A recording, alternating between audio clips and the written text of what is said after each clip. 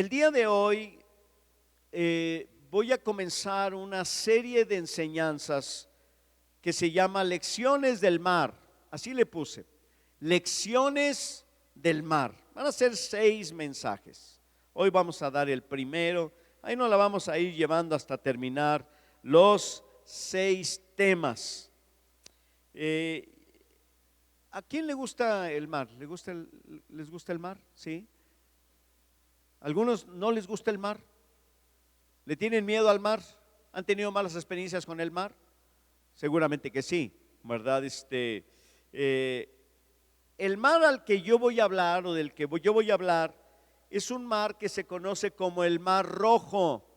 El Mar Rojo es el mar que se enfrentó el pueblo de Israel cuando sale de Egipto escapando, ¿verdad? Y llega y se presenta ante el Mar Rojo, y la historia nos dice que el mar se abrió y el pueblo pasó, y luego se volvió a cerrar cuando venían los perseguidores, ¿verdad? De Egipto, y cerró, ¿verdad? Ahí el mar.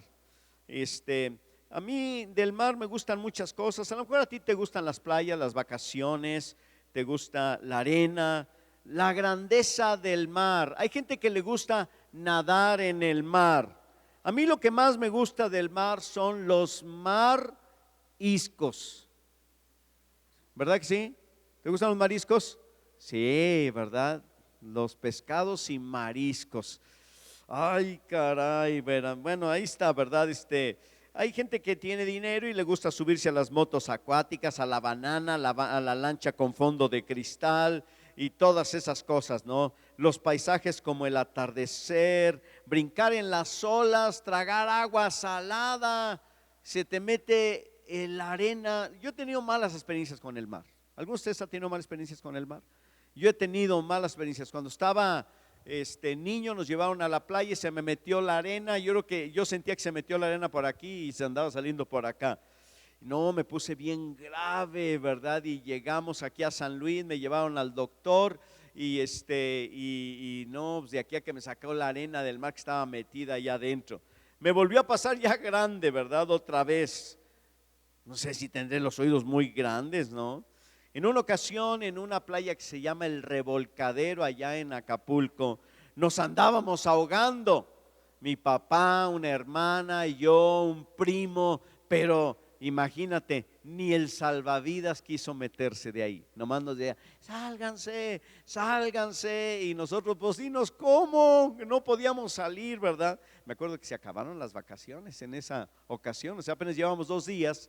Salimos como pudimos, mi papá se enfermó, se le reventaron los oídos, todos angustiados, mi mamá unos gritotes, ¿verdad? Y salimos, gracias a Dios, pero ahí se acabaron las vacaciones ese día. Nos quedamos todavía unos días más, pero ya el mar nomás lo veíamos de lejos. Pero bueno, el mar es algo fascinante. En la Biblia hay varios mares que se mencionan. El mar Mediterráneo, el mar Muerto y el mar Rojo, ¿verdad? Y bueno, pues ahí está los mares que aparecen ahí, hablan de la grandeza de Dios, del perdón de Dios. Hay un texto que dice, yo tomaré tus pecados y no me acordaré más de ellos, los pondré en lo más profundo del mar. Y hay mucha profundidad en el mar, hay cosas increíbles en el mar que uno no sabe, desconoce, ¿verdad? Pues tantas cosas, ¿no? Y bueno, estudiaremos el Mar Rojo, pero sobre todo en aquella ocasión donde el pueblo, siendo perseguido por los egipcios, se enfrenta en el mar. Y de ahí vamos a sacar 6 lecciones. La primera que yo voy a compartir el día de hoy se llama 400 años de servicio y de esclavitud son suficientes. Luego vamos a hablar lo oscuro y lo brillante de Egipto, nube, fuego, ángeles y la presencia de Dios. ¿Cómo obtener más con menos? Atrévete a dar el primer paso, y el último tema se llama bendita libertad. En otras palabras, el Mar Rojo no siempre es un obstáculo, a veces es una oportunidad. Y vamos a leer la historia. Éxodo capítulo número 14, Éxodo, capítulo número 14. Lo voy a leer todo el capítulo, a ver si no se me acaba el aire y la saliva, pero aquí tengo agua. Y hay mucho aire por todos lados, entonces, Éxodo, capítulo número 14.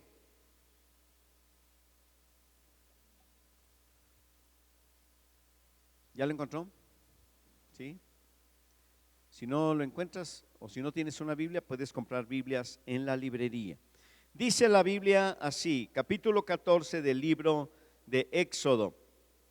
Habló Dios a Moisés diciendo: di a los hijos de Israel que den vuelta y acampen delante de Pi-Hahirot, entre Migdol y el mar hacia Baal-Zephón. Delante de él acamparéis junto al mar. Porque el faraón dirá a los hijos de Israel: encerrados están en la tierra, el desierto los ha encerrado. Y yo endureceré el corazón del faraón para que los siga, y seré glorificado en faraón y en todo su ejército, y sabrán los egipcios que yo soy Jehová. Y ellos lo hicieron así. Y fue dado aviso al rey de Egipto que el pueblo huía, y el corazón de Faraón y de sus siervos se volvió contra el pueblo, y dijeron: ¿cómo hemos hecho esto de haber dejado ir a Israel para que no nos sirva? Y preparó su carro y tomó consigo su pueblo, y tomó 600 carros escogidos, y todos los carros de Egipto, y los capitanes sobre ellos. Y endureció Yahvé el corazón de Faraón, rey de Egipto, y él siguió a los hijos de Israel, pero los hijos de Israel habían salido con mano poderosa. Siguiéndolos pues los egipcios con toda la caballería y carros de Faraón, su gente de a caballo y todo su ejército, los alcanzaron acampados junto al mar al lado de Pi-Hahirot, delante de Baal-Zephón. Y cuando Faraón se hubo acercado, los hijos de Israel alzaron sus ojos, y he aquí que los egipcios venían tras ellos. Qué miedo, ¿verdad? Por lo que los hijos de Israel temieron en gran manera y clamaron a Jehová. Y dijeron a Moisés: ¿no había sepulcros en Egipto que nos has sacado para que muramos en el desierto? ¿Por qué has hecho así con nosotros, que nos has sacado de Egipto? ¿No es esto lo que te hablábamos en Egipto, diciendo: déjanos servir a los egipcios, porque mejor nos fuera servir a los egipcios que morir nosotros en el desierto? Y Moisés le dijo al pueblo: no teman, estén firmes y vean la salvación que Jehová hoy hará con ustedes, porque los egipcios que hoy habéis visto, nunca más para siempre los veréis. Y Dios peleará por vosotros, y vosotros estaréis tranquilos. Entonces Jehová dijo a Moisés: ¿por qué clamas tú a mí? Di a los hijos de Israel que marchen. Y tú alza tu vara y extiende tu mano sobre el mar y divídelo, y entren los hijos de Israel por en medio del mar en seco. Y aquí yo endureceré el corazón de los egipcios para que los sigan. Y yo me glorificaré en Faraón y en todo su ejército, en sus carros y en su caballería. Y sabrán los egipcios que yo soy Dios, cuando me glorifique en Faraón y en sus carros y en su gente de a caballo. Y el ángel de Dios que iba delante del campamento de Israel se apartó e iba en pos de ellos. Asimismo la columna de nube que iba delante de ellos se apartó y se puso a sus espaldas, e iban entre el campamento de los egipcios y el campamento de Israel. Era nube y tinieblas para aquellos, y alumbraba a Israel de noche, y en toda aquella noche nunca se acercaron los unos a los otros. Y extendió Moisés su mano sobre el mar, e hizo Dios que el mar se retirase por recio viento oriental toda aquella noche, y volvió el mar en seco, y las aguas quedaron divididas. Entonces los hijos de Israel entraron en el mar, en medio del mar en seco, teniendo las aguas por muro a su derecha y a su izquierda. Y siguiéndolos los egipcios, entraron tras ellos hasta la mitad del mar, toda la caballería de Faraón, sus carros y su gente de a caballo. Y aconteció que a la vigilia de la mañana, que Dios miró el campamento de los egipcios desde la columna de fuego y nube, y trastornó el campamento de los egipcios, y quitó las ruedas de sus carros y los trastornó gravemente. Entonces los egipcios dijeron: huyamos de delante de Israel, porque Dios pelea por ellos contra los egipcios.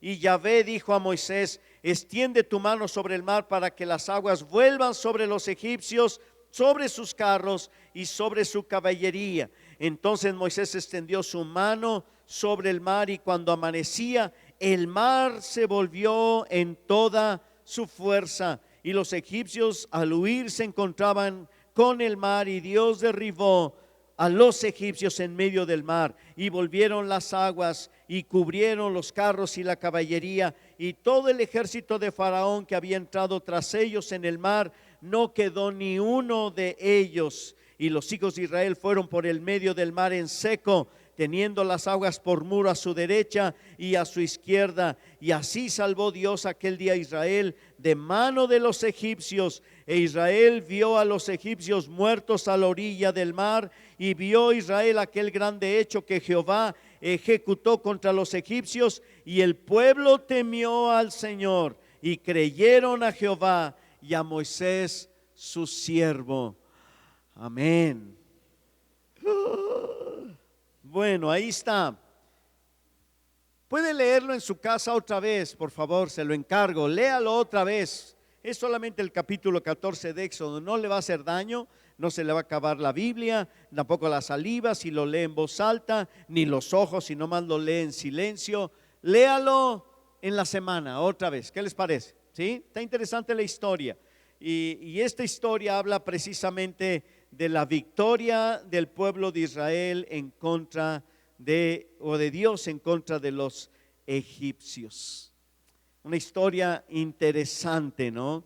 Yo leí en ¿qué será? En un comentario que que el mar, cuando se abrió y se quedó como una pared, ¿verdad?, de agua, decía que se había congelado el mar, se había hecho hielo. Era no decía una Biblia, decía un comentarista. Pues yo no sé cómo sucedió. Lo único que sé es que se detuvo el agua, se abrió el agua y se detuvo allí de alguna manera. Dios hizo este milagro. ¿Usted todavía cree en los milagros? ¿Sí crees en los milagros? ¿Crees que Dios puede intervenir milagrosamente en alguna cuestión de tu vida? Yo creo que sí. Yo creo que Dios puede hacer milagros, Él puede intervenir. ¿Qué es un milagro? ¿Es una intervención sobrenatural o de una fuerza sobrenatural sobre la naturaleza? Lo normal, lo natural, lo de siempre, lo de todos los días, y lo que está destinado a que no suceda o que suceda algo que ya va a ser así, pero que Dios interviene. Por ejemplo, puede sanar a un enfermo cuya enfermedad lo va a matar a final de cuentas, pero Dios interviene, lo sana y lo libera de ese azote de la enfermedad. Ese es un ejemplo, ¿no? Hay muchas otras formas o cosas que yo puedo ver en la vida y en la Biblia de lo que significa un milagro. Este es un milagro, una intervención divina que sucedió precisamente en este capítulo y que sucedió allá hace tantos años. Mencioné que son 6 lecciones y quiero hablar de la primera lección que podemos obtener de este pasaje de la Biblia. Le titulé 400 años de servicio son suficientes. Yo no sé cuántos de ustedes en algún momento se han sentido manipulados. ¿Se han sentido manipulado por alguien? Alguien que te manipula, como si tu vida fuera un títere. ¿Han visto los títeres? Hay varios tipos de títeres. Por ejemplo, está el títere de los hilos, ¿verdad? En donde a través de una cruz, ¿verdad? Hay unos hilos y hay un muñequito ahí, ¿verdad? Entonces tú lo mueves y el muñequito se mueve y están en un teatro que no sé por qué, pero le llaman Teatro Guiñol. Entonces está el teatro, ¿verdad? Y arriba está, no se ve la persona que mueve los hilos, ¿verdad? Y está hablando, o hay música y están bailando y hay todo un drama, ¿no? También hay unos que son de alambre, o sea, son títeres de alambre, estos los mueven con alambres. También están los títeres en donde tú metes la mano, ¿verdad? No sé en dónde, en la espalda, yo creo, ¿verdad? Y entonces llega hasta la cara y tú puedes moverlos, ¿verdad? Eso les llaman mopeds, ¿verdad? Que tú lo puedes mover. Yo me acuerdo que teníamos en la iglesia unos mopeds que usamos muchos años, donde metías la mano por la espalda y los brazos tenían unos alambres y tú los movías, ¿verdad? Y luego tú hablabas, ¿verdad? O hacías que hablaba el mono, ¿no? Y luego está el famoso muñeco ese que se sienta en las piernas del ventrílocuo, ¿verdad? Le llaman, en donde mete la mano y le está moviendo y mueve la cabeza, mueve las pestañas, mueve la boca, ¿verdad? Y todo eso. Bueno, había uno muy famoso que se llamaba Doneto y Titino. ¿Quién lo llegó a ver? ¿Sí? ¿Verdad? Ahora, lo que no me acuerdo era quién era Doneto y quién era Titino. Eran los ventrílocos y don Carlos era el ventríloco. Ok, muy bien, sí, cierto, gracias Raúl. Honras tus canas. Claro, ¿verdad? Pues yo me acuerdo de eso también, ¿verdad? Pero la cosa es que esa es otra forma, ¿no? De ver eso, ¿no? Entonces, yo no sé cuántos en su vida se han sentido como que hay alguien manejando los hilos de tu vida. Alguien los maneja. Y tú sientes o tienes ese sentimiento de control. ¿Sabes que los muchachos tienen ese sentimiento de que alguien controla su vida y su reacción es rebelarse? Se rebelan y hasta dicen, ¿por qué me quieres controlar mi vida? ¿No dicen los muchachos eso? Sobre todo los más chavillos, ¿verdad? Es que tú quieres que yo haga esto y haga aquello, ¿verdad? Y haga esto, déjame vivir mi propia vida. Ahora déjame decirte, no siempre esos sentimientos son reales. ¿Sí me explico? Porque de chavo uno tiene muchos sentimientos que no son reales, no son ciertos. ¿O todo es cierto? No, nomás son sentimientos. Yo siempre pensé que yo sentía que una de las cuatas Barba estaba enamorada de mí. Eran las muchachas que todo mundo quería hace muchos años cuando yo era joven y eran muy bonitas y muy conocidas aquí en San Luis. Pero claro que nomás era un sentimiento tonto, por eso nunca fue cierto. ¿Sí me explico? Lo mismo los muchachos sienten esos sentimientos. Es que me estás controlando. El esposo que le dice a la esposa, me estás manejando, me estás controlando. La esposa también, ¿verdad? Que dice, es que tú nomás hacemos tu sagrada voluntad. Te pareces al Homero de los Simpson. ¿Ha visto cómo controla el Homero de los Simpson, verdad? A toda la familia. Pero en realidad el que marca allí todo es el chavillo. Pero bueno, esa es otra historia. Ahora, yo no sé cuántos tienen eso, pero déjame decirte algo más. Nadie tiene, ¿verdad?, control total de su vida. Nadie tiene control total de su vida. Nadie puede decir, soy libre, y luego se casa porque quiere ser libre. ¿Y cuál? ¿Verdad? Llega, ¿verdad? Y lo primero, ¿dónde vas? Pues voy con mis amigos. No, usted va a ir a trabajar porque aquí hay que dar de comer y que pagar la renta y que esto y lo otro y el otro. Pero es que mis amigos me están esperando ahí en la esquina. Nada, usted tiene que trabajar. Pero yo me casé para ser libre.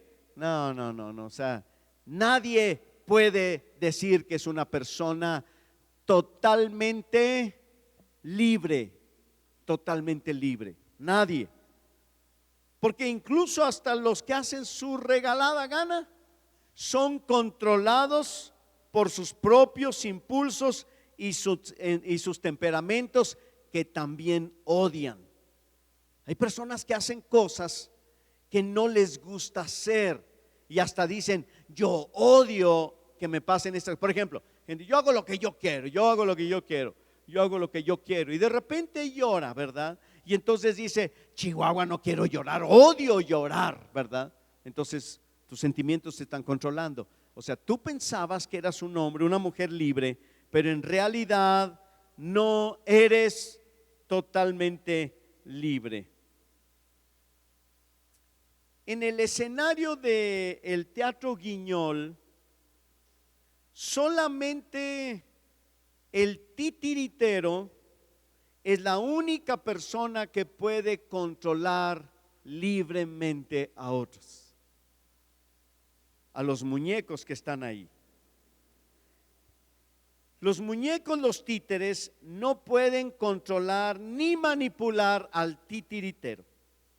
El titiritero maneja a los muñecos a su antojo, les da vida, los hace bailar, los hace hablar, los hace llorar, hace dramas con los muñecos, los hace pelear, los puede maltratar, los puede incluso destruir y finalmente los guarda. Y el títere no puede hacer nada. ¿Te has sentido así? Hacen pedazos tu vida y no puedes hacer nada. Y tú quisieras decir algo y no haces nada. ¿Por qué? Porque hay alguien que te controla y tiene formas de controlarte de tal manera que cuando se le pega su regalada gana al titiritero, te guarda en una caja. Es como si estuvieras encerrados en una oscuridad y ya no puedes hacer nada y te quedas callado, callado, callado. Te grita, te dice algo y tú callado. Puede pasar en el trabajo, ¿a poco no? Porque tú necesitas ese trabajo y no puedes decirle al patrón o al jefe, al supervisor, lo que siempre has querido decir. Ya cuando sales, descargas tu coraje diciendo de cosas, ese jefe, ese patrón es un desgraciado, esto y lo otro, pero no se lo dices a él, porque tú dependes de ese pago, de ese trabajo. Pero a final de cuentas te sientes opacado, encerrado en una caja, como un títere al que guardan y no puede hacer algo. El titiritero de nuestra historia es el faraón. El faraón. Este es un rey perverso que mueve los hilos de los egipcios, pero también mueve los hilos del pueblo de Israel. Piensa por un momento lo que leímos, que el faraón, ¿verdad? Que es el titiritero que hace lo que se le pega su regalada gana con Egipto y con los que viven en Egipto. Cuando él nace, que es Ramsés II, cuando él nace, ya había un pueblo esclavizado. O sea, vamos a suponer que él tendría, ¿qué te gusta? 40 años de edad, no lo sé. 40 años antes que él había nacido, ya existía el pueblo de Israel viviendo entre los egipcios. Pero como él es el príncipe, al principio no se da cuenta, pero cuando empieza a crecer, se da cuenta que él es un hombre importante que va a heredar el trono de un país poderoso que es Egipto.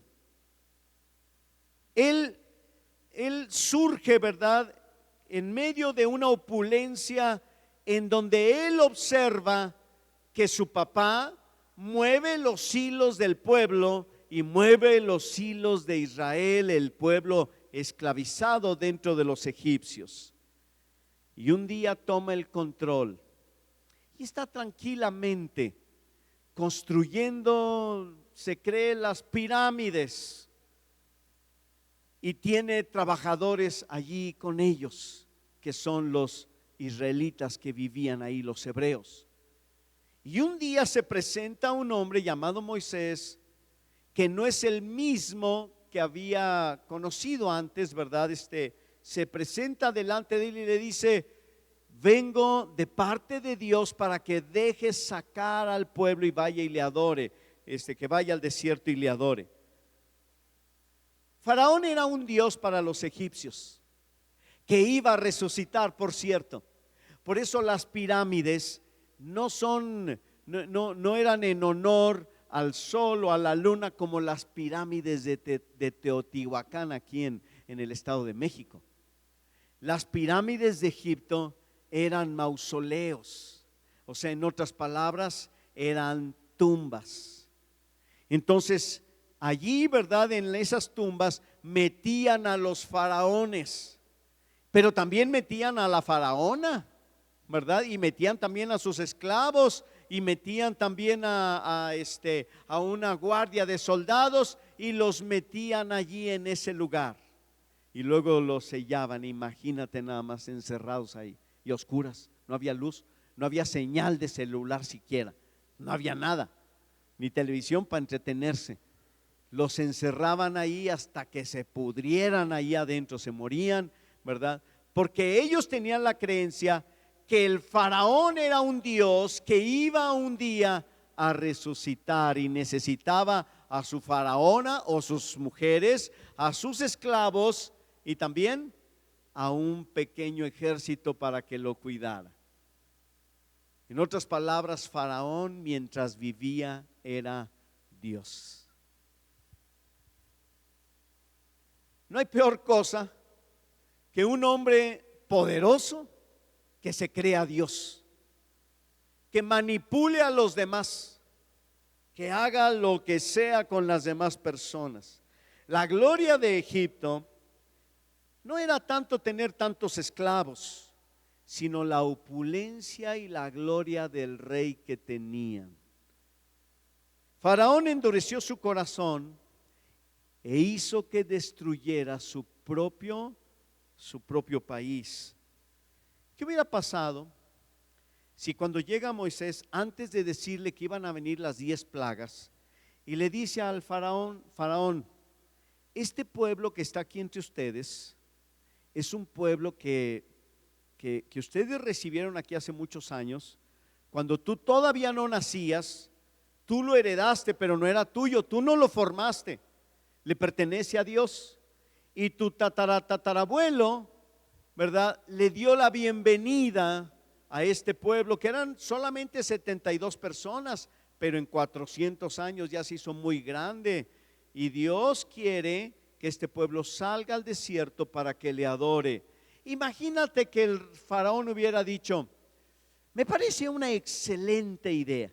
Ya estuvo bueno que estos flojos de los egipcios tengan a tanto sirviente y tanto esclavo, ¿verdad? Y no los hayan tratado como personas, ¿verdad? ¿Sabes qué? Les vamos a dar una indemnización por los 400 años que nos han servido y pueden irse cuando ustedes quieran. ¿Verdad que eso no hizo Faraón? Faraón endureció su corazón, porque él se creía Dios y se creía el dueño de las personas, porque Faraón toma lo que no le pertenece. Este faraón mueve a su antojo las vidas hasta que alguien le corta los hilos. 400 años son suficientes. Cuando Dios dijo suficiente, entonces fue suficiente. Dijo: hasta aquí nada más. 400 años de esclavitud, 400 años de servicio, 400 años de opresión, 400 años en donde los egipcios se creían los reyes del universo y el rey Faraón también, aplastándolos al pueblo de Dios, a Israel. Hasta que llega Moisés, que lo arriesga todo, incluyendo su propia vida, y dice Dios que hasta aquí.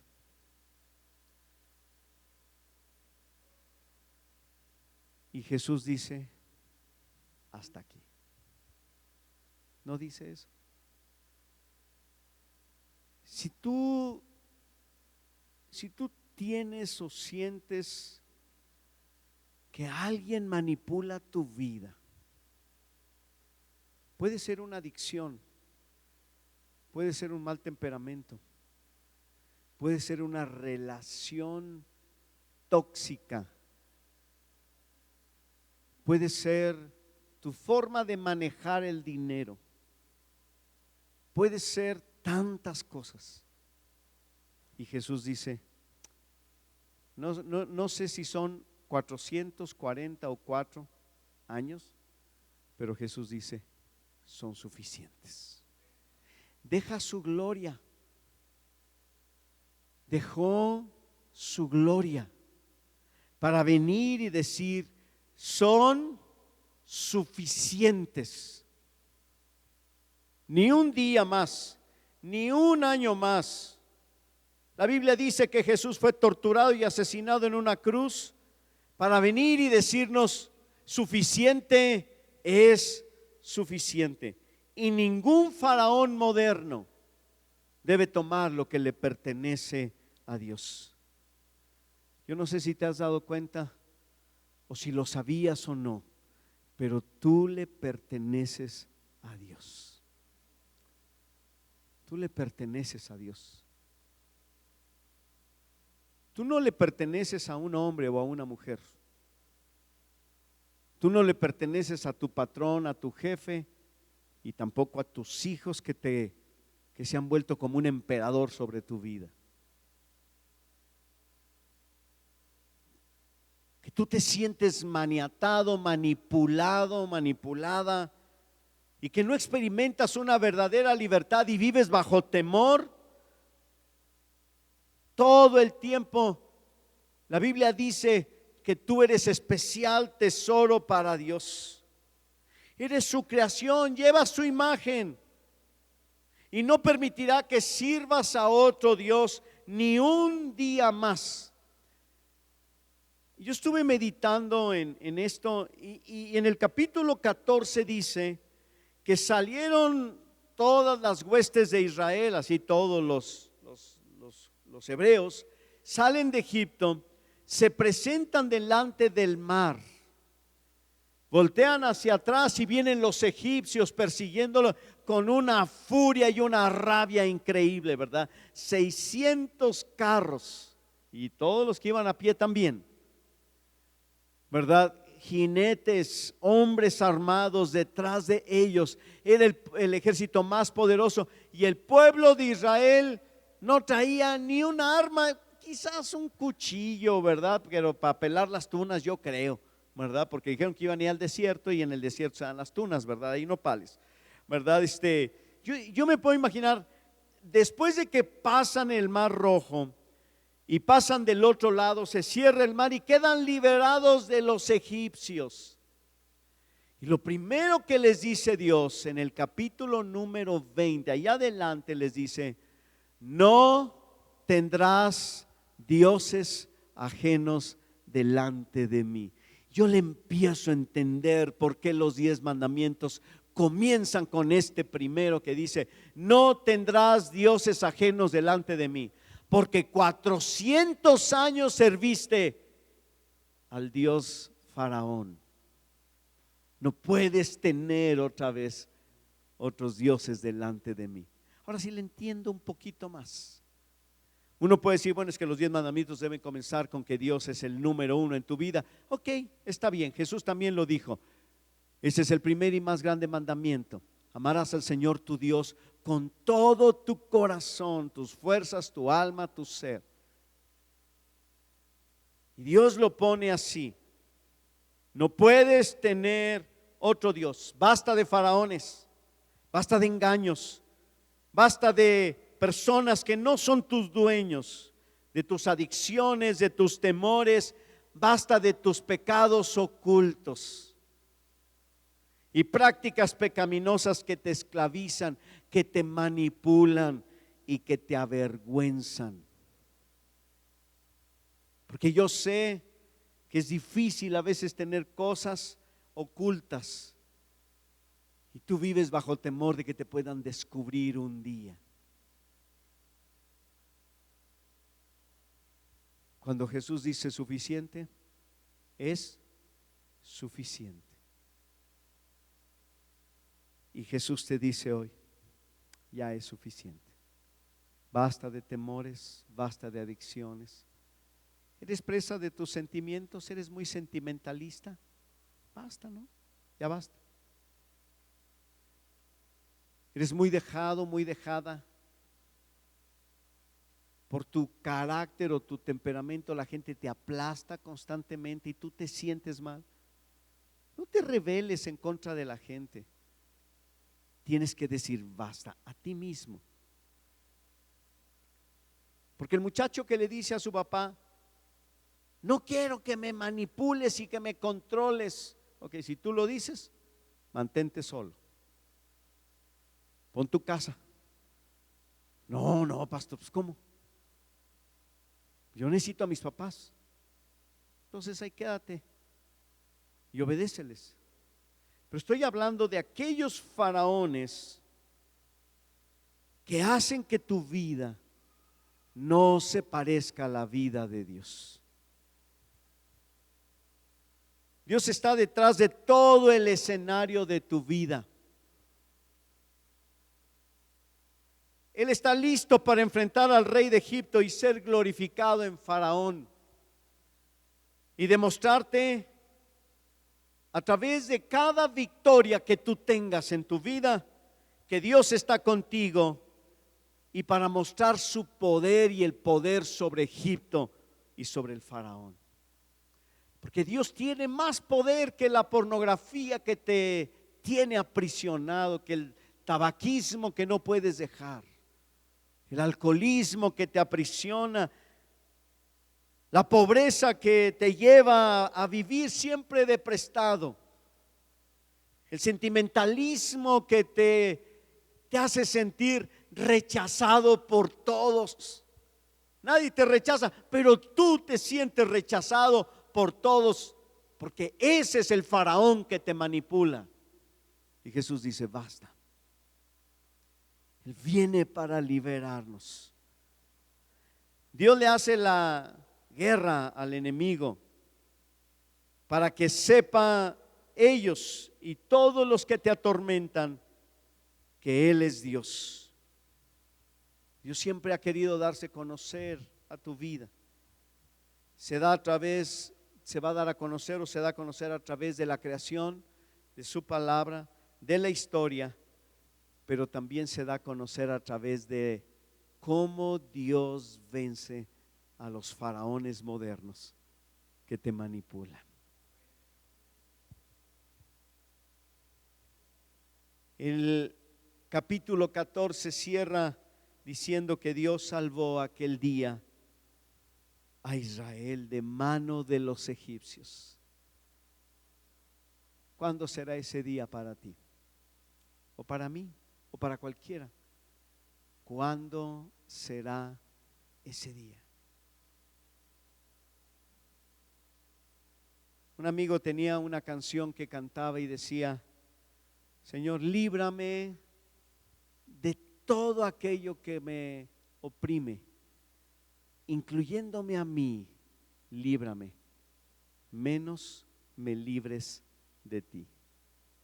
Porque la verdadera libertad está en Jesús. Así como estás sentado, yo quisiera hacer una oración. Cierra tus ojos un momentito y piensa por un instante. ¿Cuántas cosas aprisionan y oprimen tu vida? Temores, envidias, codicias, pecados ocultos, adicciones, debilidad, todo aquello que Faraón intenta manipular tu vida. Jesucristo es el gran libertador, hoy viene para traer libertad a tu vida. No solamente vino para salvarnos, porque Él nos salva con su sangre y nos perdona nuestros pecados, pero Él también viene para traer libertad. para cortar los hilos del faraón, para vencerlos. Porque Él dice hoy, es suficiente, es suficiente. Padre, gracias te doy, porque tú, Señor, nos darás la victoria final, como venciste a los egipcios. Nos darás vida, Señor, y libertad en Cristo. Gracias, Señor Jesús, te adoraremos, te bendeciremos a ti, Señor, en nuestras vidas, en nuestros corazones.